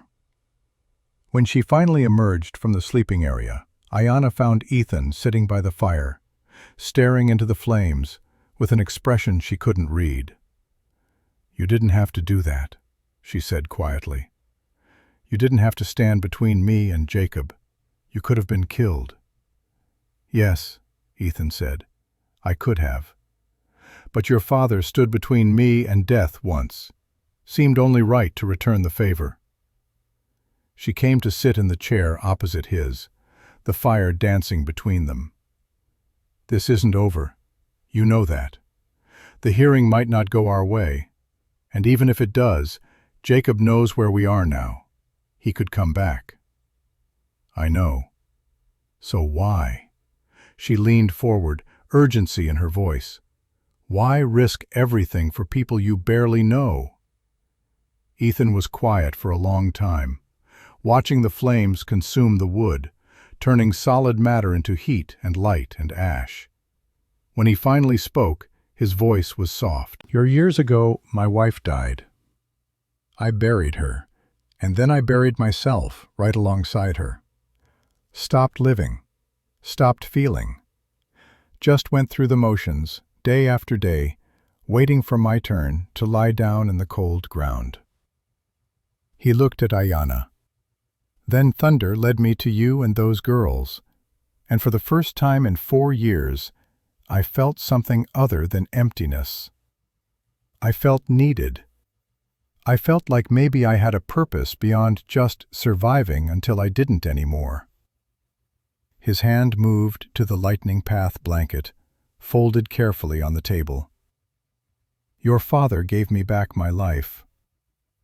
Now maybe I can give you and your children back yours. Maybe that's why thunder knew the path through the storm. Maybe that's why they sat together in silence, the fire slowly dying to embers, and outside the wind whispered through the pines like a promise, or a warning, or perhaps both at once. The battle wasn't over. The hearing still loomed ahead. But tonight, they were safe. Tonight, the walls held strong against the darkness. And sometimes, that was all anyone could ask. The morning of the hearing dawned clear and cold, the kind of February day when the sun rose bright over the mountains, but brought no warmth with it. Ethan woke before first light, as he always did, and stood at the window watching the sky turn from black to deep blue to pale gold. Behind him, the cabin was still. Ayanna and the children slept the exhausted sleep of people who'd learned to take rest when they could get it, never knowing when the next crisis would steal it away. Only Wolf was awake, lying by the door with his head on his paws, brown eyes tracking Ethan's every movement. Big day ahead, Ethan murmured to the dog. Might be we're setting things right. Might be we're walking into a storm worse than the one that brought them here. Wolf's tail thumped once against the floor, a gesture of solidarity that needed no words. By the time the sun cleared the horizon, Ethan had thunder hitched to the wagon, the big stallion's breath rising in clouds of steam. He'd packed blankets for the ride, extra wraps for the children, and the lightning path blanket folded carefully in a wooden box. Evidence, Marshal Callahan had called it. Proof of connections that ran deeper than law or logic could explain. Ayanna emerged from the cabin dressed in her best remaining clothes, a buckskin dress that had been carefully cleaned and mended, her long black hair braided with strips of red cloth that had belonged to her mother. She carried Thomas, wrapped in layers of wool, and the 4 girls followed her like ducklings, their faces scrubbed clean and their hair plaited tight. Sarah wore a serious expression that made her look older than her 9 years. Lizzie held Mary's hand with fierce protectiveness. Little Kate pressed close to her mother's side, thumb in her mouth, eyes wide with apprehension she was too young to fully understand. "Ready?" Ethan asked. Ayanna lifted her chin. "As I'll ever be." The ride to Stillwater took 2 hours through snow-packed roads. They passed other travelers, farmers heading to town for supplies, a merchant's wagon loaded with goods. Every person they passed stared. Some nodded politely. Others turned away, making their disapproval clear in the set of their shoulders and the speed with which they moved on. By the time they reached the outskirts of town, a small crowd had gathered along Main Street. Word had spread, as word always did in small places where everyone knew everyone else's business. A white rancher standing up for a native woman against her white husband. It was the kind of story that got people talking, choosing sides, drawing lines in the dirt.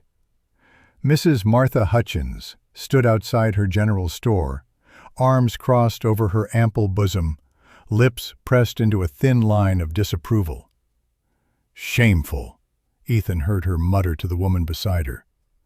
"Man ought to know better than to interfere between a husband and wife. It's not natural." But there were other faces, too. Reverend Samuel Wright stood on the church steps, and when he caught Ethan's eye, he nodded once, a gesture of quiet support. Dr. Eleanor Hayes waited near the courthouse, her medical bag in hand, ready to testify to what she'd seen and documented. And standing slightly apart from everyone else, a group of Lakota and Crow people who'd made the long journey from the reservation.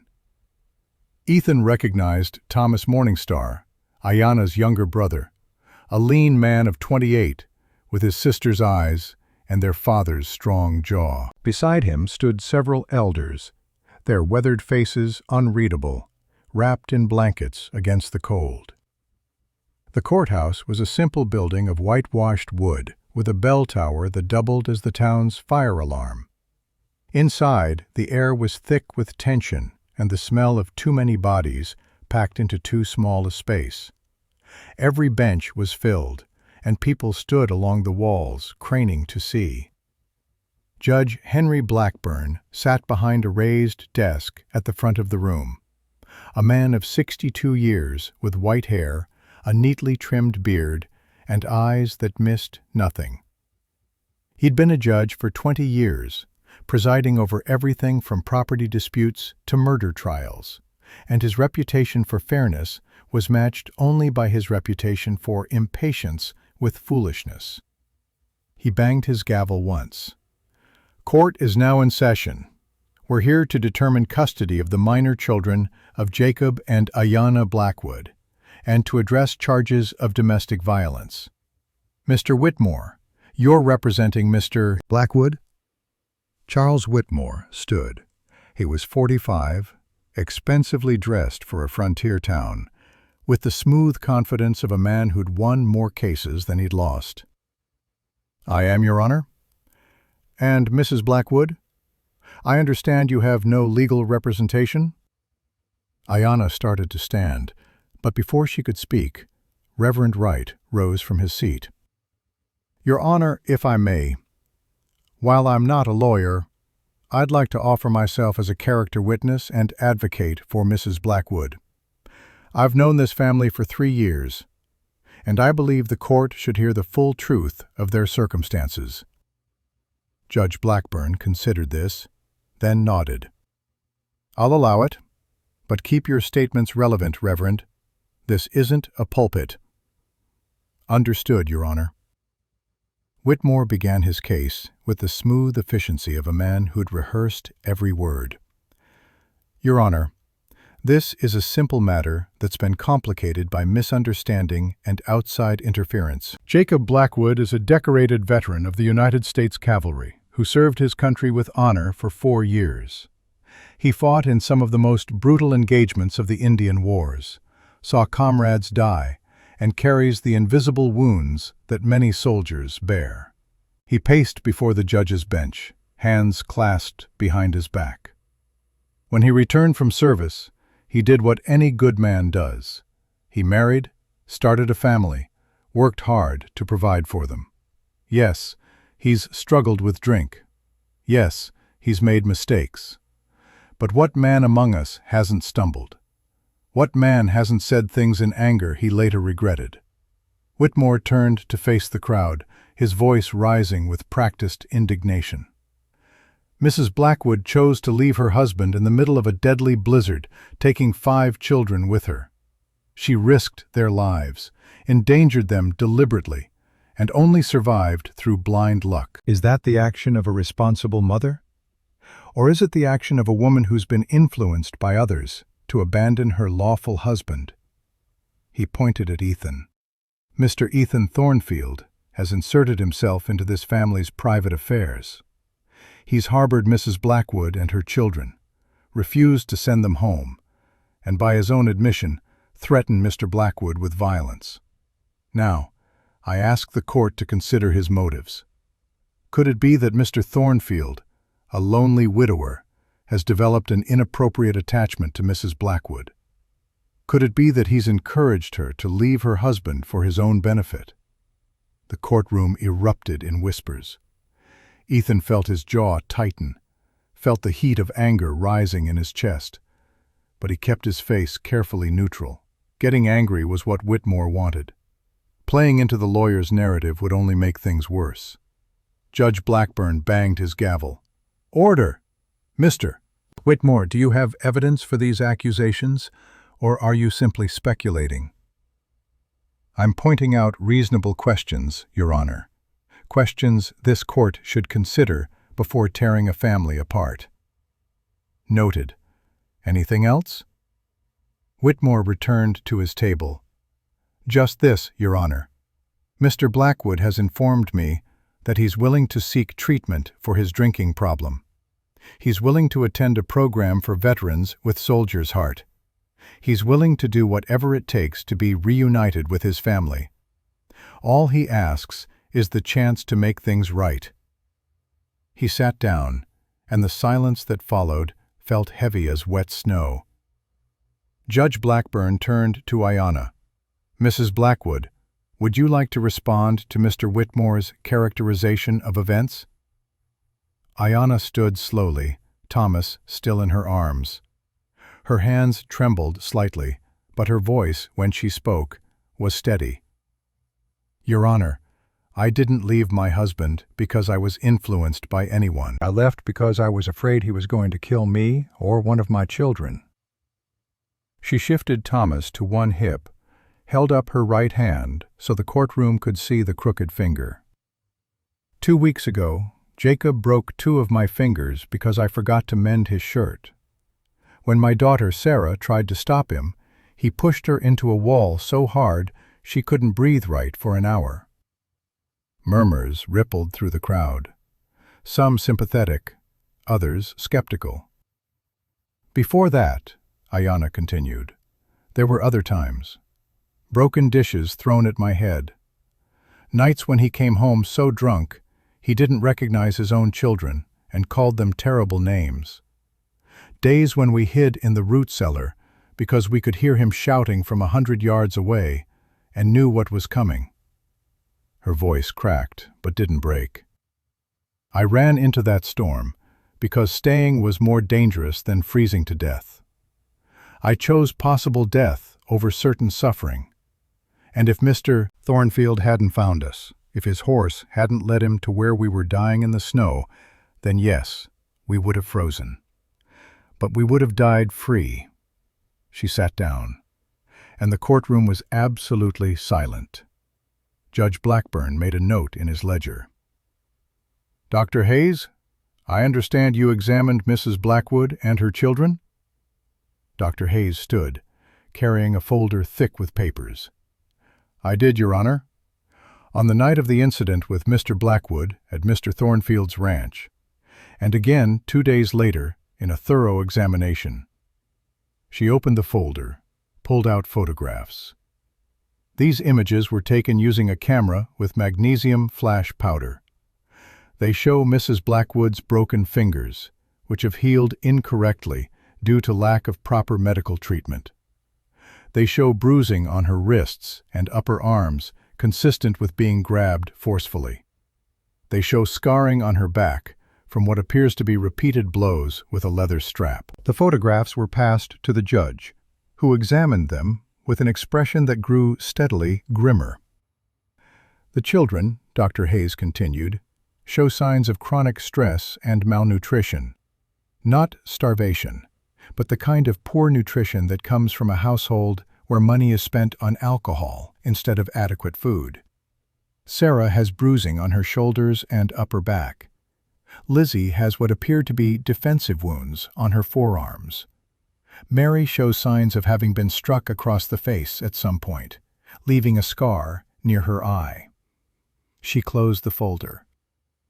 In my professional opinion, these injuries are consistent with long-term domestic violence.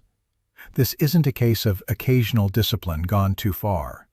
This is a pattern of abuse that has been ongoing for years. Judge Blackburn set the photographs aside. Thank you, Doctor. Marshal Callahan, what did you observe on the night in question? Callahan stood. Your Honor, when I arrived at Mr. Thornfield's property, Jacob Blackwood was intoxicated and armed. He had a Colt revolver drawn and was threatening to shoot Mr. Thornfield if he didn't hand over Mrs. Blackwood and the children. He fired one shot, which went wild. Mr. Thornfield fired a warning shot. The situation was seconds away from someone dying when I intervened. The marshal pulled out his own notebook. I've also done some investigation into Mr. Blackwood's history. In the past 3 years, he's been arrested twice for drunk and disorderly conduct. Once for fighting in a saloon, once for threatening a merchant who refused to extend his credit for whiskey. Both times, the charges were dropped after he sobered up and apologized. But the pattern is there. Judge Blackburn leaned back in his chair, steepling his fingers. Mr. Whitmore, you mentioned that Mr. Blackwood is willing to seek treatment. Where is he now? In the jail, Your Honor, sober for 5 days now, and ready to make whatever changes necessary to be reunited with his family. Bring him in. 2 deputies escorted Jacob into the courtroom. He looked different than he had that night in the snow. Clean-shaven, hair combed, wearing clothes that had been washed and pressed. His eyes were clear, and there was a haunted quality to his face that spoke of sleepless nights and hard reckonings with himself. He didn't look at Ayanna as he took the witness chair, didn't look at the children, kept his gaze fixed on his hands, folded in his lap. Mr. Blackwood, Judge Blackburn said, you've heard the testimony. What do you have to say for yourself? Jacob's throat worked. When he spoke, his voice was hoarse. It's all true, everything they said. I did those things. I hurt my wife. I scared my children. I became the kind of man I swore I'd never be. He looked up then, and his eyes were red-rimmed. I don't remember much about that night at Thornfield's place. I was drunk, angry, out of my mind. But I remember enough to know I could have killed someone. Could have killed Ethan. Could have hurt Ayanna worse than I already have. A tear ran down his cheek. I loved her once, really loved her. And I loved those girls from the moment they were born. But somewhere along the way, I lost myself.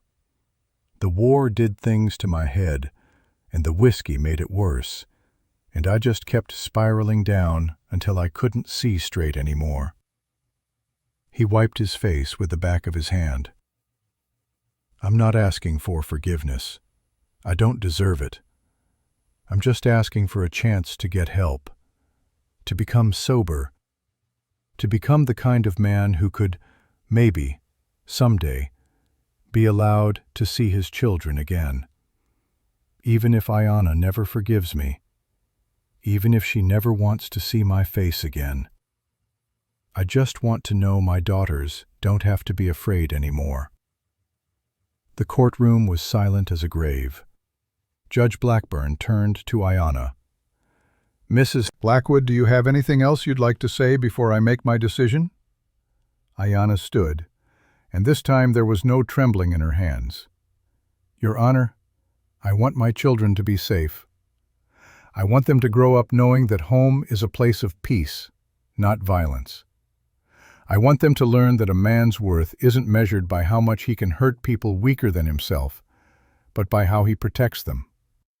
She glanced at Ethan, and something passed between them, some understanding that needed no words. Mr. Thornfield showed my daughters what a good man looks like. He showed them that strength can be gentle, that power can be used to protect instead of destroy. I want that for them. I want that future. She sat down, and Judge Blackburn nodded slowly. I'm going to ask Sarah Blackwood to approach the bench, he said quietly. Sarah stood. At 9 years old, she looked impossibly small walking to the front of the courtroom, but her spine was straight, and her head held high. The judge's voice gentled. Sarah, I know this is difficult, but I need to ask you some questions, and I need you to tell me the truth. Can you do that? Yes, sir. Do you love your father? Sarah's lip trembled. Yes, sir, I do. Even after everything that's happened. He's still my papa. He used to be good. He used to read to me and teach me things. I remember that man.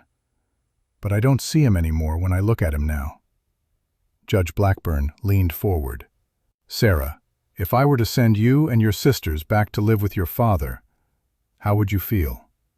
The girl's face crumpled.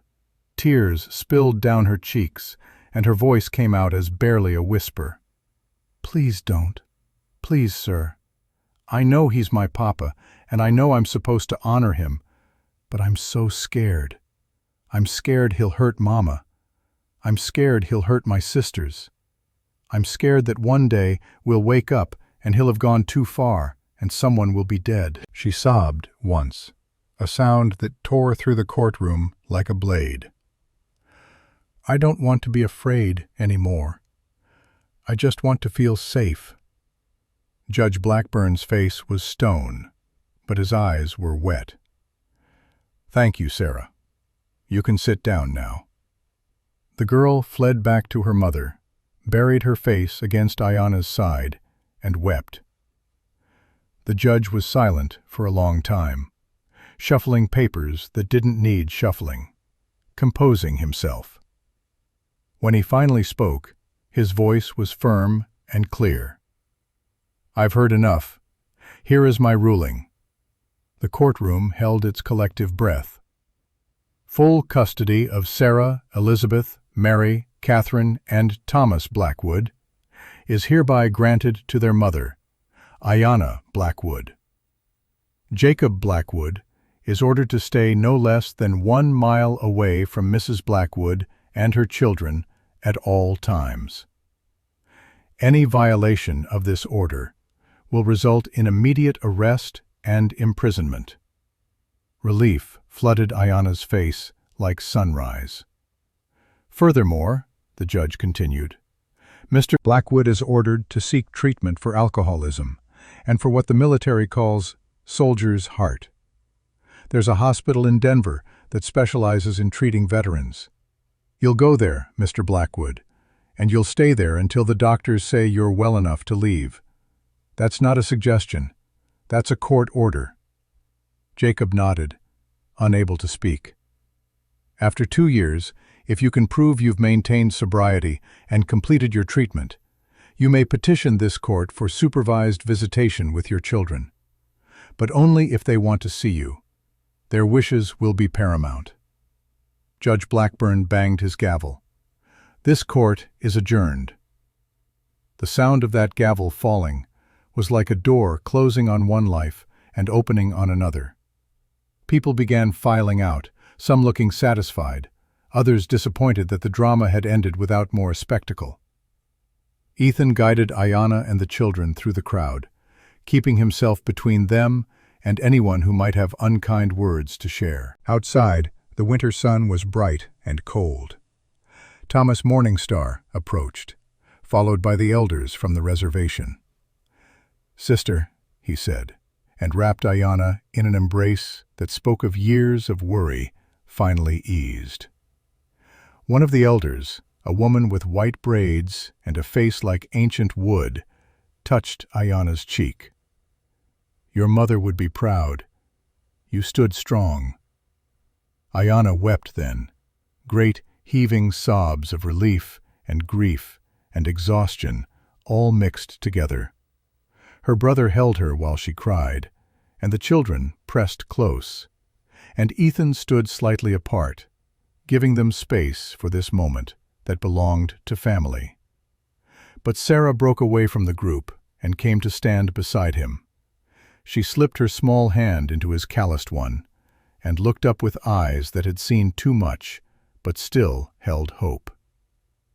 "Thank you," she said simply. Ethan squeezed her hand gently. "You were very brave in there. I learned from watching you." Before Ethan could respond, Thomas Morningstar approached. "Mr. Thornfield, my sister tells me you carry my father's blanket, that he died saving your life." "He did," Ethan said quietly. Thomas studied him for a long moment. "The elders would like to meet you, properly. There are things that need to be said, ceremonies that should be performed. Will you come to the reservation?" Ethan glanced at Ayana, who nodded through her tears. "I'll come," he said. "It's past time." As they loaded into the wagon for the long ride back to the ranch, Ethan felt something shift in his chest. Something that had been locked tight for 4 years was finally beginning to open. Not all the way, not yet, but enough to let in a sliver of light. Enough to remind him that being alive and living were not the same thing, and that sometimes the hardest storms led to the clearest skies. 3 days after the hearing, Ethan hitched Thunder to the wagon in the cold light of dawn and prepared for the journey south to the Crow Reservation. The sky was pale as milk, promising snow later, but the roads were still passable if they moved quickly. Ayanna emerged from the cabin, wearing the buckskin dress her mother had made, adorned now with beadwork that had belonged to 3 generations of Morning Star women. She'd braided her hair with strips of red and yellow cloth, the colors of sunrise, and carried Thomas wrapped in the lightning path blanket that had started this whole journey. The 4 girls were dressed in their best as well, each wearing a small beaded necklace that Thomas had brought from the reservation, gifts from grandmothers and aunts who were eager to welcome them home. Wolf jumped into the wagon bed without prompting, taking his customary position as guardian. Thunder stamped once, breath rising in clouds, ready for the work ahead.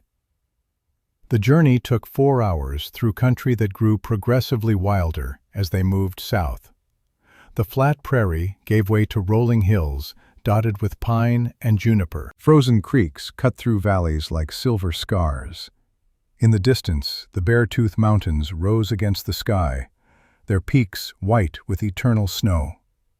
Sarah sat beside Ethan on the bench, quiet but watchful. She'd been different since the hearing, carrying herself with a new confidence, as if speaking her truth in that courtroom had lifted some weight she'd been bearing alone. "Mr. Thornfield," she said, after they'd traveled an hour in comfortable silence, "can I ask you something?" "Of course." "Do you think my papa will get better? Really better, I mean. Not just stop drinking for a while and then start again." Ethan considered the question carefully, knowing that the answer mattered more than comfort or false hope. "I don't know, Sarah. I've known men who fought their demons and won. And I've known men who never stopped fighting because they never really wanted to win. Your father has to want to change more than he wants to stay the same. Nobody can want it for him." "But what if he does get better?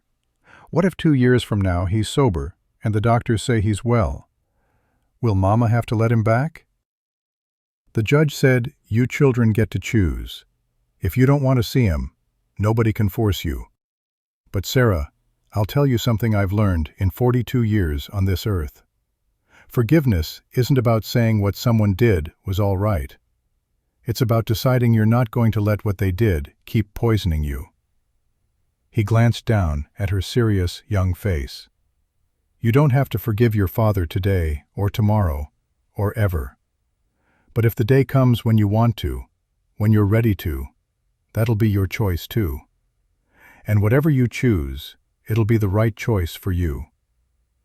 Sarah nodded slowly, processing this. Then she leaned against his shoulder, a gesture of trust that made Ethan's throat tight. Behind them, in the wagon bed, Lizzie was teaching Mary a hand-clapping game their grandmother had taught them years ago. The rhythm and song passed down through generations. Little Kate sat in her mother's lap, playing with the fringe on Ayanna's dress, content in a way she'd never been at their father's house. When they crested the final hill and the reservation spread out below them, Ayanna drew in a sharp breath. It had been nearly 6 years since she'd seen this place. 6 years since Jacob had effectively cut her off from her family, claiming they were a bad influence, that they filled her head with ideas above her station. The reservation consisted of 47 houses arranged in loose clusters, most of them simple log structures with smoking chimneys, a few traditional teepees set up for ceremonies or for elders who preferred the old ways. In the center stood the community lodge, a large building that served as gathering place, courthouse, and spiritual center. People emerged as thunder pulled the wagon into the clearing. Women in wool dresses and blanket coats, men in a mix of traditional and white man's clothing, children who stopped their play to stare at the newcomers. And, at the forefront, a council of elders, 7 men and women whose combined ages stretched back over 500 years of living. Thomas Morningstar helped his sister down from the wagon, embraced each of his nieces with fierce affection, and held baby Thomas up to the sky in a gesture of presentation, naming him in Lakota for all to hear. An elder woman stepped forward, the same one who'd spoken to Ayanna outside the courthouse. Her name was Rain Woman, and she'd been the tribe's spiritual leader for 30 years, carrying wisdom that went deeper than book learning or legal precedent. Ayanna, daughter of William and Singing Dove, you have returned to us. We welcome you and your children back to the land of your ancestors. She turned to Ethan, dark eyes examining him with an intensity that felt like being read in a language he didn't speak. Ethan Thornfield, you carry the blanket of William Morningstar. You carry the debt of a life saved and a life lost. The council would speak with you. It wasn't a request. Ethan nodded. I'm honored. The community lodge was dim inside, lit by a fire in the central pit and by shafts of sunlight that came through smoke holes in the roof. The 7 elders sat in a semicircle, and Ethan was directed to sit facing them, cross-legged on a woven mat, with the lightning path blanket folded carefully in his lap. Rain Woman spoke first. Tell us of William Morningstar's death. Leave nothing out. We have waited 10 years for the truth. So Ethan told the story again, every detail he could remember. The ice on Beartooth Pass, the wagon rolling, his leg trapped, the cold seeping into his bones, William appearing like a spirit sent by the Creator, the strength it took to lift that axle, the blanket wrapped around a dying stranger, the ground giving way, the fall into darkness. When he finished, silence filled the lodge. One of the male elders, a man called White Cloud, spoke in Lakota. Rain Woman translated. White Cloud says you have carried this burden alone for 10 years. He asks why you did not come to us sooner. Fear, Ethan said simply, and shame. I was afraid to face the family of the man who died saving me. Afraid they would hate me for living when he didn't. I know now that was cowardice. I should have come. I should have given you the truth, while Singing Dove still lived to hear it. White Cloud spoke again, longer this time, his voice rising and falling in the rhythmic cadence of formal speech. Rain Woman's translation came measured and careful. White Cloud says fear is human, but honor demands courage. You failed in your duty to William Morningstar's family by staying silent, but you have honored his memory by protecting his daughter and grandchildren when they had no other shelter. The debt is not fully paid, but neither is it ignored. Another elder, a woman called Morningstar, spoke in English, her voice creaky with age. My brother William was a good man, strong in body, strong in spirit. He believed that to see suffering and turn away was the greatest sin a person could commit. He saw you dying, and he acted, knowing the risk. That was who he was. That is how he should be remembered. She reached out a gnarled hand. Give me the blanket. Ethan placed it gently in her hands. She unfolded it, running her fingers over the lightning path pattern, over the stitches that her sister-in-law and niece had sewn with such care. This blanket kept you alive. It fulfilled its purpose. William would be glad. She looked at Ayanna, who sat at the edge of the circle with her children. But it belongs to his daughter now, to his grandchildren. It should stay in the family. Ayanna shook her head.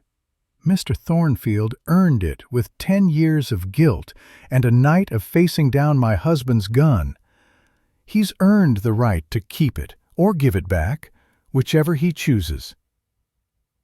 Ethan looked at the blanket, thinking of all it represented. The debt, the guilt, the connection to a man he'd known for less than an hour, but who'd changed the course of his entire life. "I'd like to give it back," he said quietly, "but not to keep in a chest or hang on a wall. I'd like it to be used. I'd like it to keep people warm, the way it kept me warm. That's what William would have wanted, I think. For it to serve a purpose." Rain Woman smiled, the expression transforming her weathered face. "You understand more than many who were born to our ways. Very well.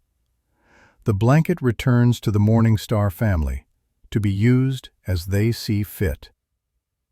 White Cloud spoke again, and this time Rain Woman's translation carried a different weight. "The council has discussed what should be done. You saved William's daughter and grandchildren. You stood before the white man's law and defended them. You have shown courage and honor. Therefore, we offer you adoption into the tribe. You would be brother to Ayanna, uncle to her children, part of this community.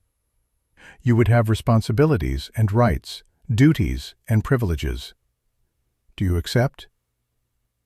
The question landed like a stone thrown into still water, ripples spreading outward into implications Ethan hadn't considered. "I'm honored," he said slowly. "More than I can express. But I need to understand what this means. I'm a white man who owns a ranch 15 miles from here. I can't abandon that life, that land. My father built that place with his own hands. It's his legacy." "We do not ask you to abandon anything," Rain Woman said, "only to accept that you now have 2 families, one of blood and memory, one of choice and action. You can be both Thornfield and Morning Star. You can live in both worlds." Ethan looked at Ayanna. She met his gaze steadily, and he saw something there he hadn't let himself name before. Trust, yes.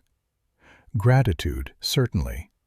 But also something warmer, something that made his heart beat faster and reminded him he was still a man capable of feeling things he'd thought died with Margaret. "I accept," he said. The ceremony that followed was unlike anything Ethan had experienced. The elders sang in Lakota, their voices rising in harmonies that seemed older than the mountains themselves. They painted symbols on his face with ochre and clay, markings that Rain Woman explained represented protection, courage, and the joining of paths. They gave him a new name, speaking it first in Lakota, then translating. "He who walks between storms." Because, Rain Woman explained, he had come to Ayanna and her children in the middle of a blizzard, and guided them through the storm of violence to the calm beyond. Finally, they brought out a star quilt, the traditional gift for momentous occasions.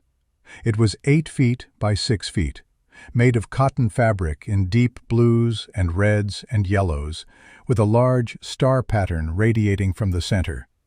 The work of many hands, many hours, many prayers, stitched into every seam. Rain Woman and Morning Star lifted the quilt and placed it over Ethan's shoulders, then beckoned Ayanna forward. They draped the other half over her shoulders, so the 2 of them stood connected by the blanket, its weight shared between them. "This is not a marriage," Rain Woman said clearly, her words meant for everyone present.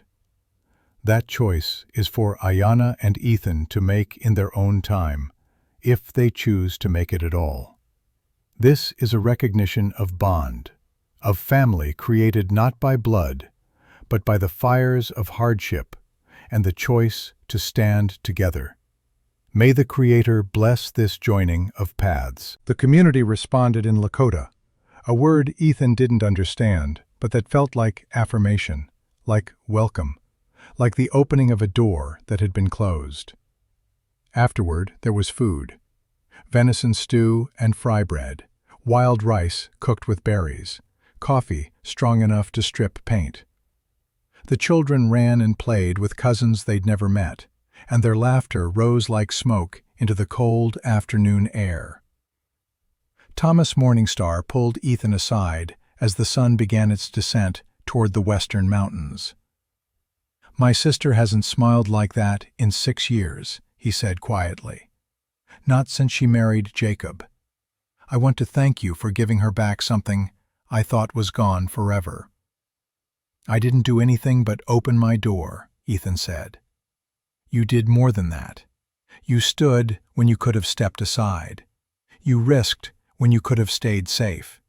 That matters. That means something." Thomas hesitated, then continued. "Jacob isn't a bad man, not at his core. The war broke something in him that whiskey couldn't fix. I don't hate him, I pity him, but I also won't let him near my sister or those children until I'm sure the breaking is healed." "That's wise. Ayanna cares for you. You know that, don't you?" Ethan felt heat rise in his face. "We've only known each other 2 weeks. My father knew my mother for 3 days before he knew he was going to marry her. Sometimes the heart sees faster than the head can follow." Thomas clapped him on the shoulder. "Just don't take 10 years to do something about it like you did with that blanket." As evening fell, and it became clear they'd need to stay the night rather than risk the roads in darkness, Ethan found himself standing outside the community lodge, looking up at stars that blazed in the clear winter sky. Ayanna found him there, the star quilt wrapped around her shoulders against the cold. "Your father used to tell me stories about the stars," she said softly, coming to stand beside him. "Lakota stories, where the stars are the spirits of ancestors watching over us. He said my grandmother was up there, the bright one near the North Star, keeping guard." "It's a good thought," Ethan said. "Do you think they're watching? My father, your wife? Do you think they see what's happening here?" Ethan was quiet for a long moment. "I'd like to think so. Margaret told me not to bury myself beside her. Told me to find life again. And your father died because he believed one life was worth saving. Maybe they're both pleased we figured out how to live instead of just survive." Ayanna turned to face him. In the starlight, her face was luminous, beautiful in a way that made his breath catch. "I'm not ready for anything more than what we have right now," she said. "I need time to heal, to learn who I am when I'm not afraid. The girls need stability, not confusion about what you are to us. I understand. But I want you to know that when I am ready, whenever that might be, I hope you'll still be there. I hope you'll still be patient. Because I think maybe the Creator had a plan when thunder led you to us in that storm." Ethan reached out slowly, giving her time to step away if she wanted to, and took her hand. Her fingers were cold, and he wrapped his larger hand around them, sharing warmth. "I'm not going anywhere," he said. "However long it takes, I'll be there. That's a promise." They stood together under the watching stars, 2 people who'd been broken by loss and violence, who'd found each other in the worst of circumstances, who were learning slowly, carefully, how to build something new from the wreckage of what had been. Inside the lodge, the children were settling down for sleep, surrounded by family, safe in a way they'd never been before. Sarah's voice rose in a song Ayanna had taught her, a lullaby about stars and spirits and the promise of morning. Wolf lay across the threshold, keeping watch. Thunder stood in the corral, head high, ears forward, as if he too was listening to the songs and finding them good.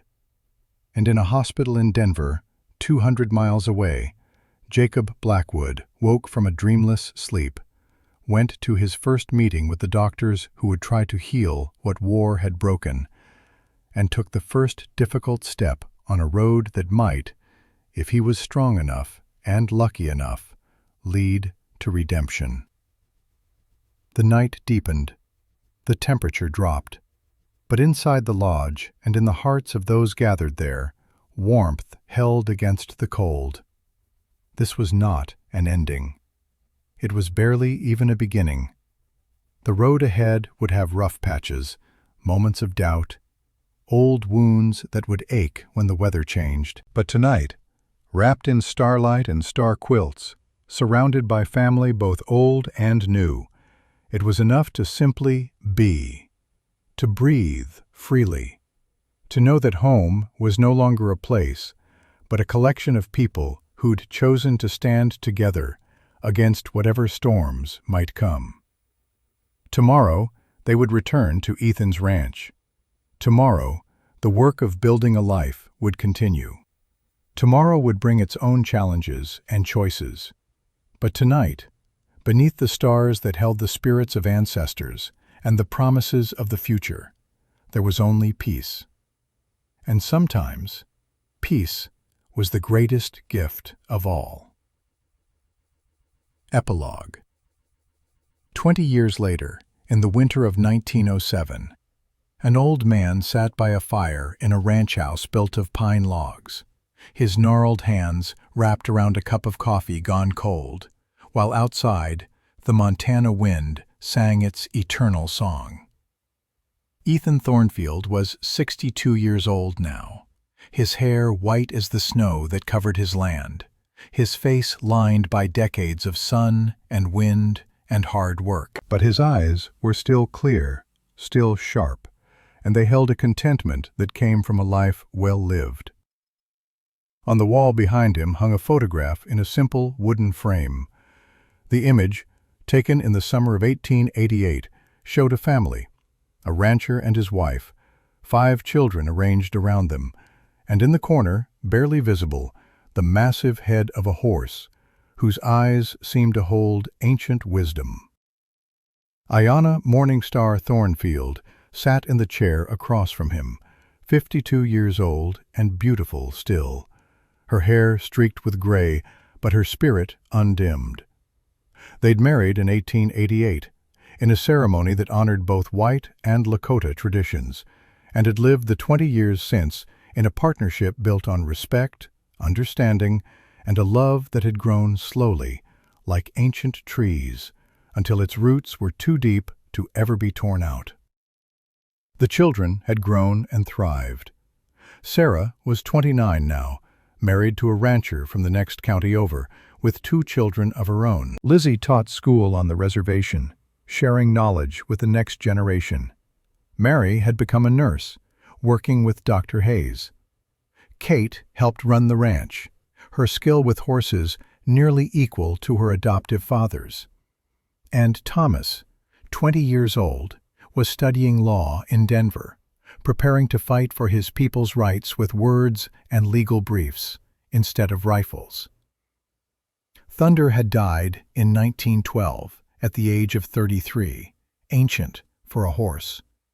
They buried him on the hill overlooking the ranch, and sometimes, when the wind was right, Ethan swore he could still hear the big stallion's whinny, calling across the years.